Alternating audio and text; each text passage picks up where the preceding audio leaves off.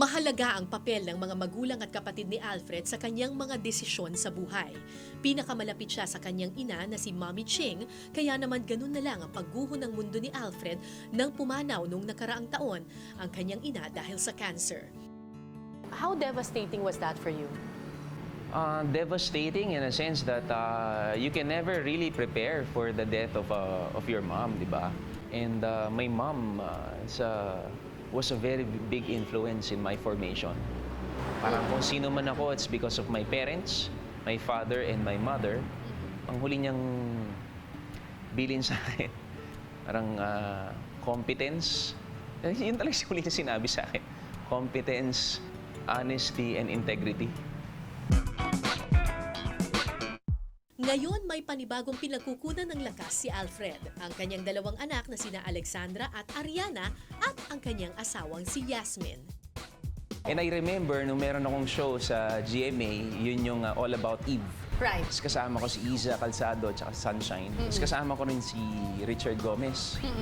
Tapos sabi mo, talagang inamin ko sa kanya, alam mo, Goma, idol talaga kita, sabi ko.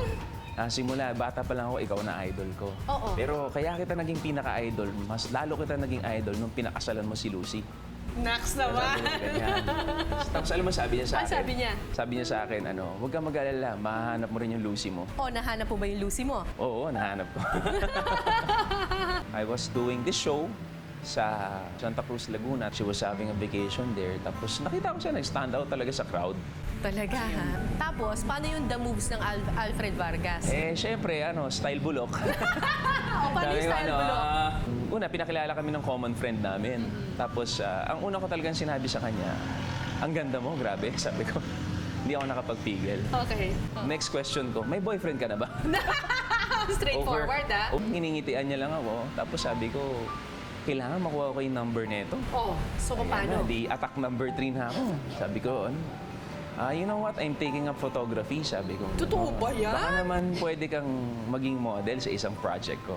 O sige, kunin ko na number mo, Ang hindi alam ni Alfred, matagal na pala niyang tagahanga itong si Yasmin bago pa man sila magkakilala.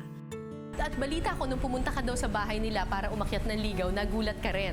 Oo, yung second time po magpunta kasi, syempre, nandun ako sa sala. Medyo nakabukas yung pintuan ng kwarto niya. Tapos umilip ako ng konti. Tapos kasi hindi naman dahil sa pero excited lang ako makita. So Right. pagtingin ko, pagsilip ko, meron akong poster sa kwarto niya. Ikaw!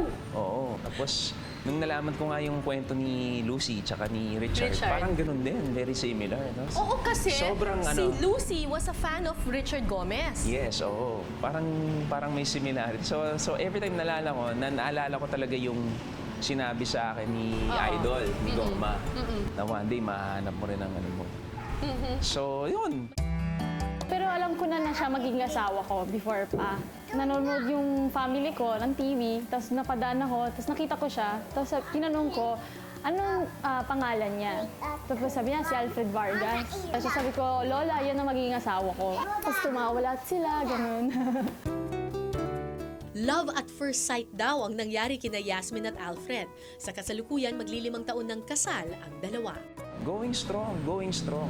I mean, yung marriage pala is not something na katulad ng mga sinasabi nila sa'yo. It's something that you really have to experience on your own with your partner. Kasi hindi mo talaga yung experience ng marriage yung talagang will make you a better person. Ang kadalasang bonding ng mag-asawa nakadepende sa kanilang dalawang anak.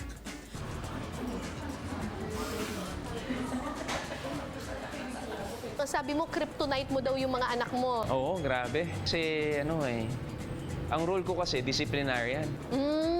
So pero pagka naglalambing na yung mga girls ko, minsan kryptonite talaga. Hindi ko kaya, Nangihina ka. Nangihina ako. Talagang I give in.